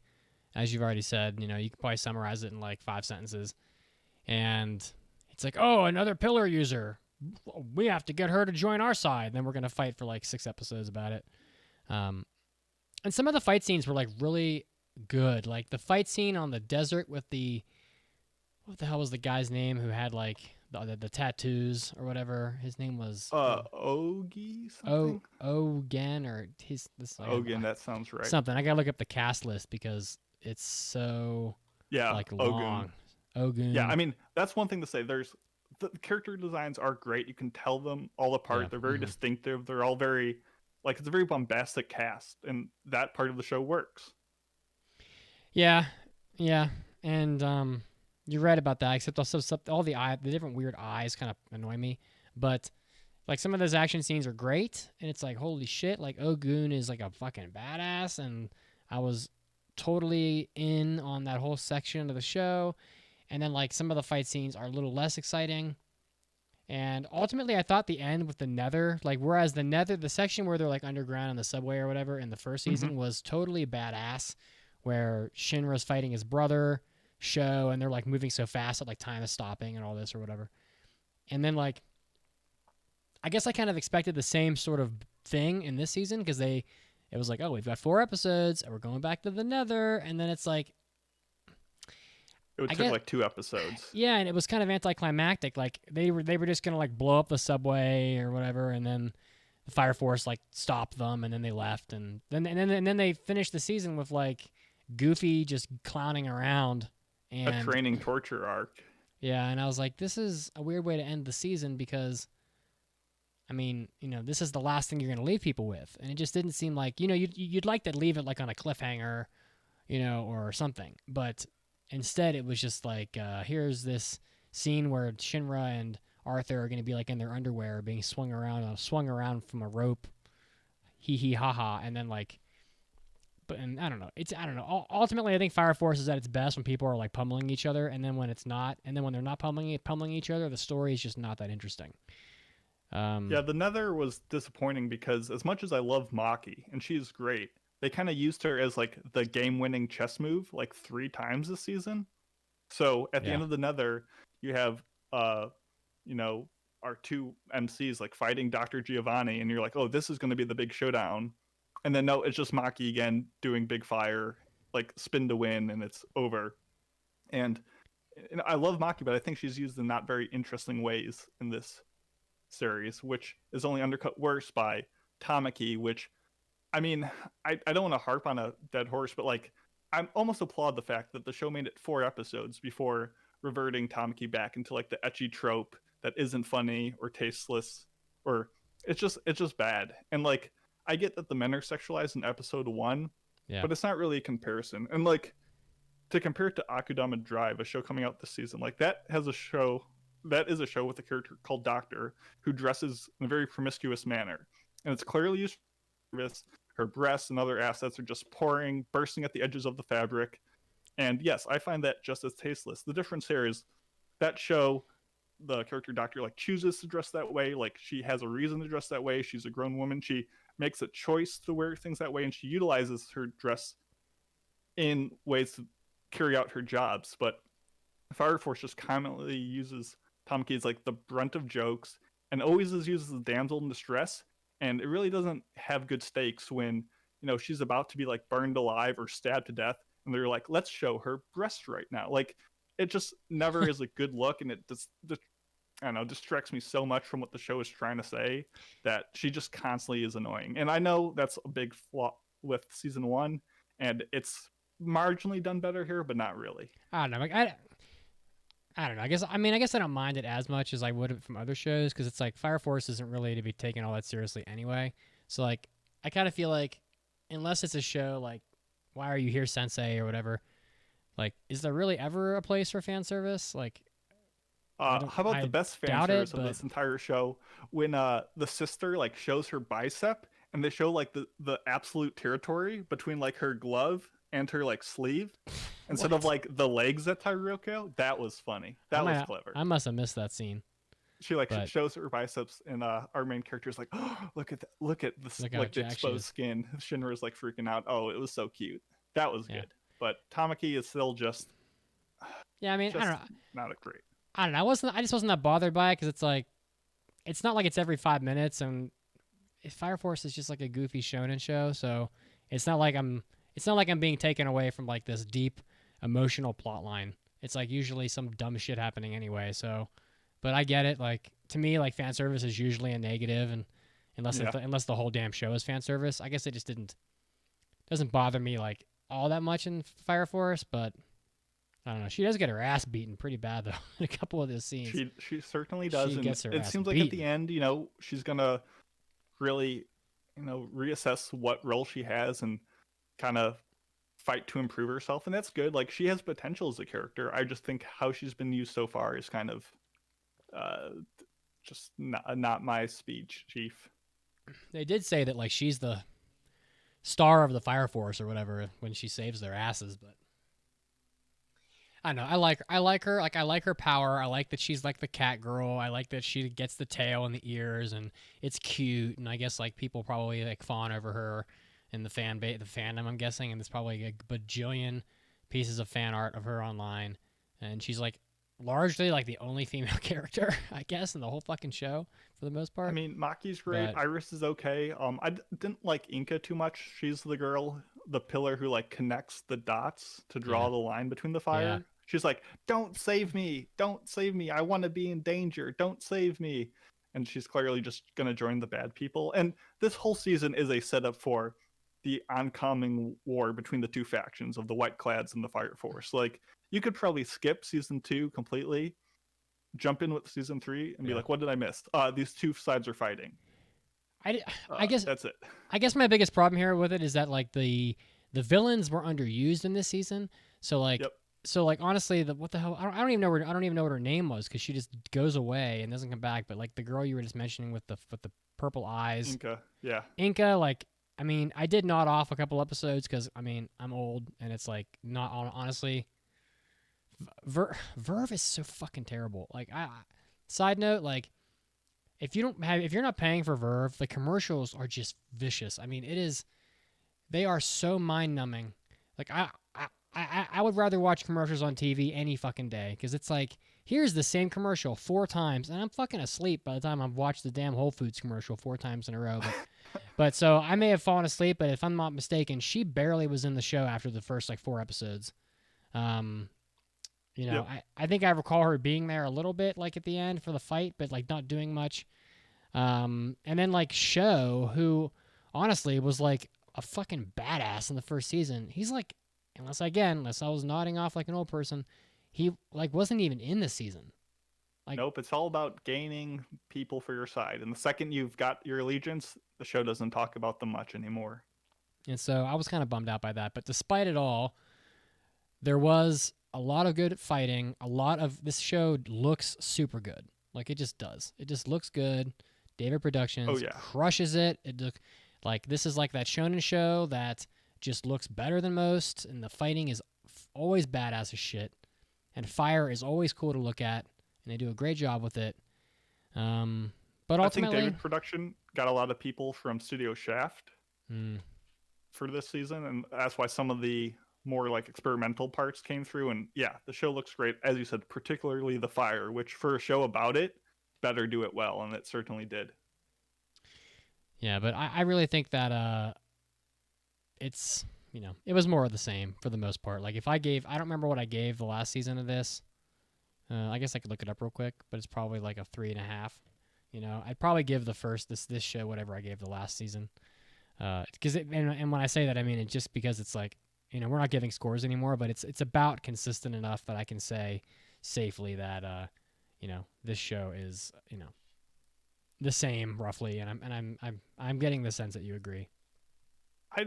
I could be tempted to give it a 1 tick up higher, either a half point on the 5 scale or a full point on the 10 scale. I think the directing was far better. I think some of the more experimental visuals looked a lot better. The sound design looks fantastic. The sub and the dub were both really well done. In the dub, when they visit China, they like encounter some farmers and they give them like a Dixie, Texas accent. They're like, "What in tarnation? I'm a first soldier, ma," and it's very hilarious. I like the openings, as you said, are not bad, but nowhere near as sticky as Inferno from season 1, and the show even knows it because, like Haikyuu in the last episode of this, they play the very first OP as the season ending song. So. I mean, production-wise, it just is a little bit better than the first season, and I thought it was a little bit better. So, just a shade, but enough so that I appreciated it more. Yeah. So, I don't have a lot to say. You know, they played that badass opening at the very end, and I was like, oh, there it is. You know, with the guys like tearing up the guitar, and it was sounding really great, and I was like, oh my god, like here's that song. They know what the people want. Yeah, we want that fucking theme song again. Just give it to us. I don't care if it's the same. I just want to hear the stupid song. Give us Inferno or Database. Those are the only 2 openings any animes are allowed to use from now on. Yeah, so pretty much. Okay. So that's pretty much all I have to say about it. Ultimately, I think that we're probably not going to cover season 3 because we just don't usually cover third seasons. You know, I doubt. Would you even consider watching season 3, Mitz? Not if it on your own time. Not if it's 24 episodes again. You know, I can't. Like these. That's what I was thinking. Neither of these seasons needed to be 24 episodes. They both could have been 12, just fine. There's just so much fucking fluff in there that isn't really needed. And so I like Fire Force, but 24 episodes is a little long, and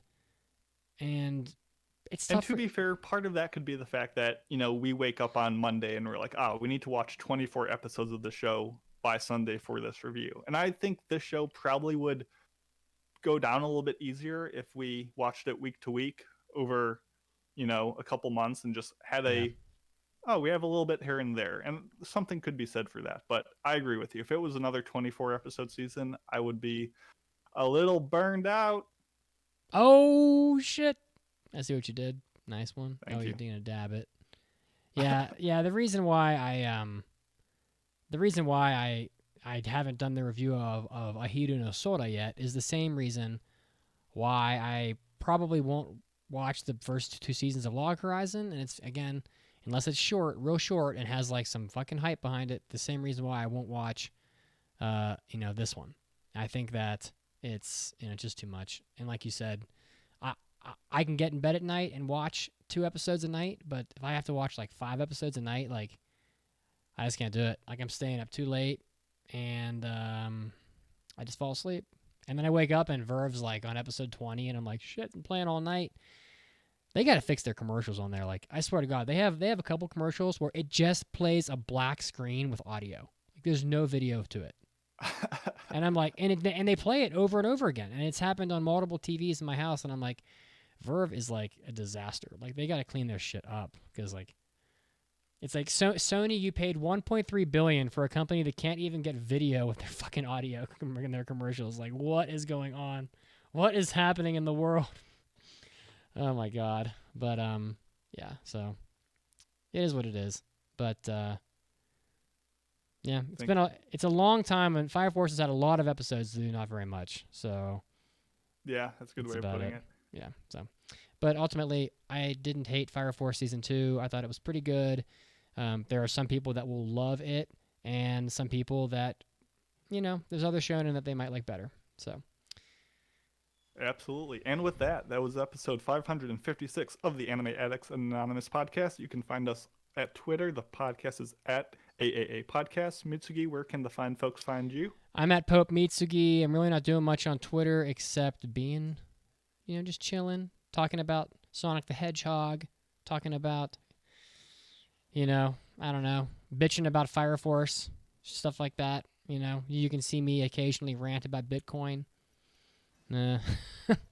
Which is mark my words, gonna pop like a balloon and pop. Yeah, it's so overvalued right now. It's gonna pop like a balloon and crash to Earth. Abandon all hope. That's about it, guys. Thanks for listening. What else is going on? Oh, not too much. Mandy wasn't on this episode, but show her some love at Mandy X Mandy on Twitter. You can find me at Macy Pacey. Discord, we got a bunch going on. December 30th, we're got an anime club about Cell Saga. January 13th, we've got an anime club about March Comes In Like a Lion. Manga Club, January 6th, is doing a whole thing about Yona of the Dawn, so check that out. Find us, all those links, aapodcast.com. You know the drill. Join us next time. iTunes review, all that good love, good mojo. We made it through 2020, everyone. Have a good 2021 when we see you there. Bye, guys. Love you. Doodles.